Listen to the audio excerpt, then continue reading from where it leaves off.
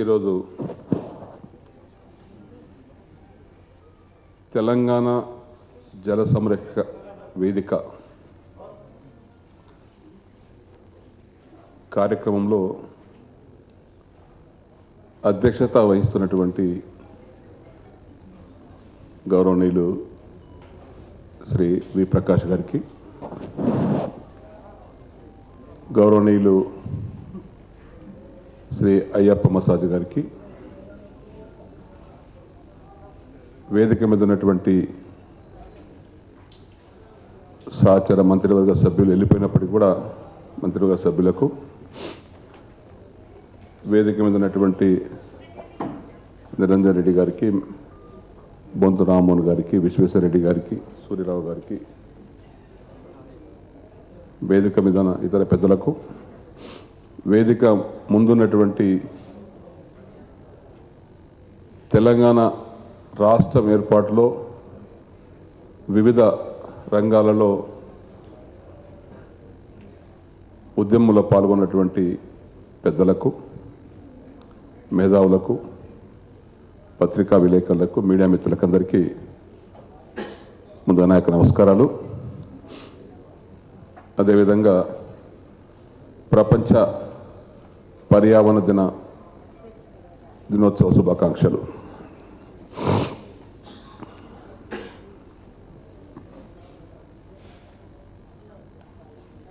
Ayyappa massage గారు presentation చేసినటువంటి అంశాలు, వారు చెప్పినటువంటి విషయాలను ఒకసారి మనం అందరం కూడా లోతుగా ఆలోచిస్తే,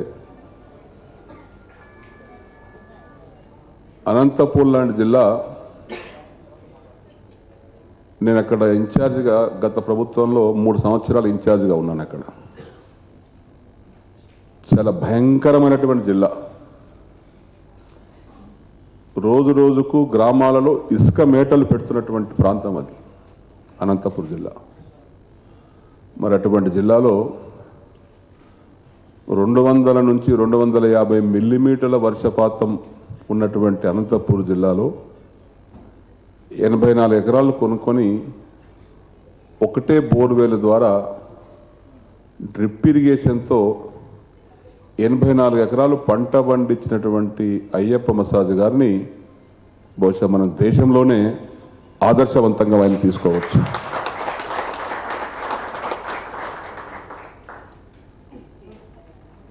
అటువంటి అయ్యప్ప మసాజ్ గారు జిల్లాకు ఒక్కరున్నా సరిపోతుందేమో, మనకు ఈ సమస్య ఉండదేమో అనిపిస్తుంది. దానికి కొంత మనం కూడా ఆలోచించాల్సిన అవసరం ఉంది. ప్రపంచంలో డబ్బులు పెడితే అన్ని వస్తువులు దొరుకుతాయి. Everything we can purchase with money.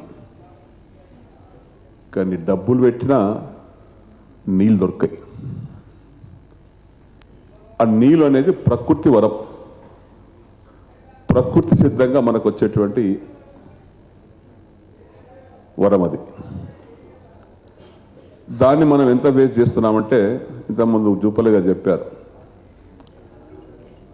నీటిని హార్వెస్ట్ చేసుకోవడం ఎంత ముఖ్యమో నీటిని పొదుపుగా వాడుకోవడం కూడా అంతకంటే ముఖ్యం. అప్పుడు నీరు మేరు కింద నేను అనంతపూర్ ఇన్ఛార్జ్ ఉన్నా, తర్వాత అంతకుముందు ప్రకాశం జిల్లా ఇన్ఛార్జ్ ఉంటే, ఆ 2 జిల్లాలు చాలా భయంకరమైనటువంటి జిల్లాలు మన తెలంగాణతో పాటు. తెలంగాణలో Mahbubnagar, Medak, part of Nizamabad, part of Nalgonda, Karimnagar, Warangal ఎంత భయంకరంగా ఉంటాయో అక్కడ అనంతపూర్ ప్రకాశం కూడా అంతే భయంకరం. నిధులిచ్చి భూగర్భ జలాలు పెంచుకోవటానికి అప్పుడు ఒక స్లోగన్ ఉండే, పరిగెత్తే నీటిని నడిపించండి, నడిపించే నీటిని ఆపండి. This what is slogan. దాని కాన్సెప్ట్లో పని చేసుకోమని నిధులు మంజూరు చేస్తే, ఆనాడు మరి ఇంజనీర్సు, మరి ఆనాడు ఇన్ఛార్జెస్, కొంతమంది అధికారులు construction of check dam Anantapur జిల్లాలో 5200 చెక్ డ్యామ్ కట్టినాము. లెక్కకు రాసుకునే వాళ్ళం. మరి పట్టభద్రులు, దయచేసి మీరు మిస్అండర్స్టాండ్ చేసుకోవద్దు, ఎవరైనా ఇంజనీర్స్ ఉంటే, ఇంజనీర్ పట్టభద్రులు ఒక చెక్ డ్యామ్ ఎక్కడ కట్టాలి, the selection of location is very important. Before constructing a check dam, the selection of location is very very important. Check dam కట్టిన దగ్గర ఎన్ని నీళ్ళు ఆపగలుగుతాము, ఆపటానికి ఆ స్పేస్ ఉందా, ఆగిన నీళ్లను భూమిలోకి తీసుకెళ్లగలుగుతామా అనేటువంటి రెండు విషయాలను మనం పరిగణలోకి తీసుకోవాలి. ఒక దగ్గర మా జిల్లా నిజామాబాద్లో తాడ్వాయి దగ్గర ఒక ఇంజనీర్ ఉత్సాహంతో వచ్చి సార్ సార్ సార్ సార్ ఇక్కడ చెక్ డ్యామ్ బ్రహ్మాండం కట్టించా చూసినా ఉన్నాడు. సరే నేను కార్ దిగి వెళ్ళాను. ఆయన కట్టే చెక్ డ్యామ్ ఎక్కడ కట్టిండంటే సీ ట్రాక్ మీద కట్టాడు, బండ మీద, where ground water cannot go inside. Moreover where I construct the check dam ఇంత స్లోప్ ఉంది, ప్లేన్ ఏరియా లేదు. చెక్ డ్యామ్ కడితే కనీసం కొంత దూరం నీళ్ళు ఆగాలి. చెక్ డ్యాంలో నీళ్ళు ఆగనాగా ఇటుంది స్లోప్లో, వచ్చిన చుక్కు చచ్చిపెడితే చెక్ డ్యామ్ సర్ప్రైజ్ కావాల్సిందే. There is no storing capacity, there is no scope of ground water going ground water. So ఇట్లాంటి సందర్భాలలో అయ్యప్ప మసాద్ గారిని మనం చూసి నేర్చుకోవాల్సిన అవసరం అటువంటి వారికి ఉందని చెప్పేసి నేను తెలియపరుస్తా ఉన్నాను. ఇట్లా డబ్బు ప్రపంచంలో కానీ మన దగ్గర కానీ ప్రభుత్వంలో కానీ పైసలు ఉన్నాయి, ఖర్చు ఇస్తున్నాం. ఎంత ప్రయోజనం పొందాలో పొందలేం. వారు సొంతంగా ఒక ఎక్స్పీరియన్స్గా అనుభవజ్ఞుడిగా వారు చేసిన పని ఆయన ఒక్కడు ఏం చేయగలుగుతాం, మనం ఎందుకు చేయలేం? మనకు చేత కదా? ఆయన ఆదర్శంగా తీసుకొని మనం అందరం కూడా చేయలేమా? Yes, we can do it. For example నా కాన్ఫిడెన్స్ ఉంది. నాది కొంత గుట్ట ప్రాంతం, కొంత ఆయకట్ట ప్రాంతం. నా దగ్గర ఎన్ని వాగులు ప్రవహిస్తాయో గుట్ట నుంచి అన్ని వాగులకు మైన్ ఇరిగేషన్ ట్యాంక్స్ కట్టించాను. ఇప్పుడు మైన్ ఇరిగేషన్ ట్యాంక్ కడదామంటే వాగు లేదు మాకు. ప్రతి వాగ్ అడ్డంగా పరోక్ష లాభం, ప్రత్యక్ష లాభం. ప్రత్యక్ష లాభం ఆ చెరువు కింద ఆయకట్టు ఇరిగేట్ అవుతుంది, పరోక్ష లాభం ఆ పరిసర ప్రాంతాల గ్రౌండ్ వాటర్ ఇంప్రూవ్మెంట్ అవుతుంది. ఈ విధంగా పర్ఫెక్ట్గా అప్పుడు ఎక్స్ట్రీమిస్ట్ ప్రాబ్లం ఉండే. అధికారులు కానీ పోలీసు వాళ్ళు కానీ వెళ్ళొద్దు సార్, ఎక్కడో బాంబ్ బ్లాస్ట్ చేస్తారు మీకు వచ్చేకల్లా, తిరిగి వచ్చేటప్పుడు అన్నప్పటికీ కూడా నేను భయపడకుండా పోలీసులు వచ్చేవారు. ఎంబడి ఫారెస్ట్కి వెళ్ళి నేను నా కళ్ళారా చూసిన తర్వాత నేను అక్కడ నిర్మాణం చేయించేవాడిని. No those all minor irrigation tanks now today giving good results. ఒక హాజీపూర్ రిజర్వాయర్ ఉంది, పెద్ద రిజర్వాయర్ కట్టించాం. ఆ పరిసర ప్రాంతాల్లో ట్రైబల్స్ ఎక్కువ ఉంటారు. బోర్వెల్స్ అన్ని ఎక్కువ వేయటం వల్ల డ్రైప్ అయిపోయినాయి. After construction of this reservoir ఆ పరిసర గ్రామాలు ఒక 15-20 గ్రామాలు, ఆ గ్రామం కాకుండా 20 గ్రామాలకు గ్రౌండ్ వాటర్ పెరిగిపోయింది. ఎక్కడ బోరేస్తే అక్కడ ఇవాళ 100% సక్సెస్. ఇప్పుడు మిషన్ కాకతీయ చేస్తున్నారు. బ్రదర్ 40 చెరువులకు వారు సొంతంగా ఖర్చు పెట్టి మిషన్ కాకతీయ బదిగా చేశారు. వారు అభినందిస్తున్నాం. వారు సొంతంగా చేసినటువంటి పని ఇలా ప్రభుత్వ పరంగా గౌరవ ముఖ్యమంత్రి గారి ఆలోచన విధానానికి అనుగుణంగా మనం వేలాది చెరువులకు ఇలా మరమ్మతు చేస్తూ ఉన్నాం. చేసే దాంట్లో కూడా నేను ప్రతి చెరువుకి వెళ్తే, మిషన్ కాకతీయంగా చెరువు ప్రారంభించడానికి వెళ్తే, I will ask the concern engineer to give the detail of the scheme. డీసిల్టింగ్కి ఎంత అమౌంట్ పెట్టారు, ట్రాన్స్పోర్టేషన్కి ఎంత అమౌంట్ పెట్టారు, కన్స్ట్రక్షన్ ఆఫ్ సులుస్కి ఎంత అమౌంట్ పెట్టారు, కన్స్ట్రక్షన్ ఆఫ్ వియర్కి ఎంత పెట్టారు, బండ్ స్ట్రెంగ్తనింగ్ ఎంత పెట్టారు. ఇవన్నీ కూడా నేను ఎందుకు చెప్తున్నానంటే ప్రభుత్వం ఇచ్చేటువంటి ప్రతి పైసా ఒక్క రూపాయి కూడా వృధా కాకుండా ఇన్ని వందల కోట్ల రూపాయలు పోయిన ప్రభుత్వంలో కూడా ఎమ్మెల్యేగా ఉన్నాం మేము 20 సంవత్సరాలుగా. మైన్ ఇరిగేషన్ ట్యాంక్స్ గ్రామాలకు తల్లి లాంటి, మన ఇంట్లో మన కన్న తల్లి ఎటువంటిదో ఆ ఊరికి ఆ చెరువు తల్లి లాంటిది. కానీ ఎవరు పట్టించుకోక,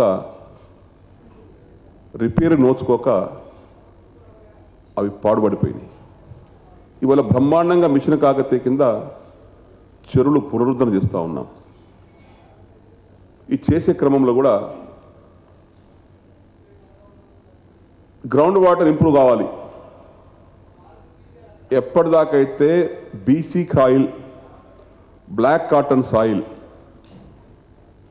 ఆ చెరువులో ఇంకా మిగిలి ఉంటుందో గ్రౌండ్ వాటర్ ఇంప్రూవ్ కాదు సార్. పరిసరంలో బ్లాక్ కాటన్ సాయిల్ ఎప్పుడు నీళ్లు లోనికి పోనీయది, ఒక సిమెంట్ బెడ్ లాగా పనిచేస్తుంది అది. If you go behind this black cotton, if you get white soil or red soil or sandy soil, then definitely ఆ ట్యాంక్ నిండిన తర్వాత ఆ భూమిలో నీళ్ళు ఇంకుతాయి. బ్లాక్ కాటన్ సాయిల్ అట్లనే ఉంచి మేము సిల్ట్ తీసినాం సార్, అయిపోయింది సార్, మొత్తం డీసిల్టింగ్ అయిపోయింది సార్. ఇంకా బ్లాక్ కాటన్ సాయిల్స్ ఇంకా మిగిలి ఉంటే తీసిన దగ్గర కొంత దాన్ని గ్రేడెడ్ తీస్తే మన రిజల్ట్స్ వస్తాయి. ఈ రకంగా మనం తీసినటువంటి ప్రతి పని వెనకాల మసాజ్ గారిని, అయ్యప్ప గారిని ఆదర్శంగా తీసుకుని ముందుకెళ్తే అసలు ప్రపంచంలో మనకు కానీ, మన తెలంగాణ కానీ అసలు వాటర్ సమస్యనే ఉండదు. ఈ రూప్ హార్వెస్టింగ్ సెంటర్ అన్నారు. నేను మినిస్టర్గా ఉన్నప్పుడు దిల్సుఖ్ నగర్లో ఒక సోదరుడు తీసుకెళ్ళండి, నాకు ఇంజనీర్. ఆయన ఇంట్లో భార్య, 2 కొడుకు, బిడ్డ, 4. ప్రతినిత్యం మనిషికి తాగటానికి వంటకు 6 లీటర్ కావాలి. 6 లీటర్ చొప్పున 365 రోజులకు ఎంత కెపాసిటీ కావాలనో ఆయన తన ఇంటి పైనటువంటి వాటర్ని హార్వెస్ట్ చేసి పైపు ద్వారా తీసుకొచ్చి ఒక ట్యాంకులో వేసుకొని అందులో ఫిల్టర్ చేసుకొని రాళ్ళు రప్పలేసి ఇసుక వేసి ఆ వాటర్ని ఫిల్టర్ చేసుకొని ఫిల్టర్ వాటర్ను డ్రమ్లో వేసుకొని ఆ డ్రమ్ ఆయన స్టోరేజ్ చేసుకున్నారు. అంటే ఆయన ఇంటికి అవసరం వచ్చినటువంటి డ్రింకింగ్ వాటర్ అంతా ఇక మనం చెప్పినట్టుగా మసాజ్ గారు ఏదో ఇంటికి మున్సిపాలిటీ నల్ల ఎట్లా లేదో ఆ విధంగా ఆయన కూడా 365 డేస్ అదే వాటర్ వాడి మిగిలిన వాటర్ని ఆయన ఇంటి పక్కన బోరుకు డిశ్చార్జింగ్ పెట్టి కనెక్షన్ ఇచ్చాడు. ఇదేం బ్రహ్మ విద్య కాదు. ఎందుకంటే మా విలేజ్లో వీ హ్యావ్ డన్ ఇట్. మా దగ్గర డ్రింకింగ్ వాటర్ ఇంత డ్రౌట్ ఉన్నా బోర్లు ఎండిపోలే మా దగ్గర. ఇటు అనేక గ్రామాలు చేస్తున్నాం. ఇంకుడు గుంతలు, సోక్ పిట్స్, ఇదే బ్రహ్మ విద్యగా చేయదలుచుకుంటే it's a very simple issue. కానీ మనసుంటే మార్గం ఉంది. మనసు పెట్టాలి. ఇది మొక్కుబడిగా మంత్రులు వస్తున్నారు, ఎమ్మెల్యేలు వస్తున్నారంటే కొబ్బరిగా కొట్టించి ప్రారంభం చేస్తాం. దాని తర్వాత మళ్ళీ పట్టించుకో. రిజల్ట్ ఓరియంటెడ్ పని చేయాలి. నాట్ ఏదో మొక్కుబడిగా పేపర్ కోసమో ఫోటో కోసమో వార్తల కోసం కాకుండా ఈ వాటర్ హార్వెస్టింగ్ స్ట్రక్చర్స్ కానీ, ఈ నీటికి సంబంధించినటువంటి సంరక్షణ పనులు కానీ ప్రయోజనపరంగా ఉండేటువంటి కార్యక్రమాలు చేసి చెప్తే మొక్కుబడిగా చేస్తే ఫలితాలు రావు. అందుకే ఈరోజు మిషన్ కాకతీయను గౌరవ ముఖ్యమంత్రి గారు మాటికి మీరు మంత్రులు, ఎమ్మెల్యేలందరూ గ్రామాల్లో ఉండాలి, నేను ఇచ్చిన డబ్బును సద్వినియోగపరచుకోవాలి, వృధా కానియదంటే వాస్తవం అది. ఒకసారి చెరువు రిపేర్ చేసిన తర్వాత మళ్ళీ చేయలేం. నేను ఊళ్ళోకి వెళ్ళి చెప్తుంటాను, మా వాళ్ళు కొంత బాధపడ్డా కానీ, ఓ నాయన ఈ చెరువు మనం రిపేర్ చేసుకుంటుంది, ఇక్కడ మీటింగ్లో ఉన్నటువంటి వారం కాదురా, నీ మనమడు కాదు, నీ ముని మనమడు కూడా చెరువు ఇట్లా చూడాలి, ఆ విధంగా చెరువు కట్టుకోవాలి.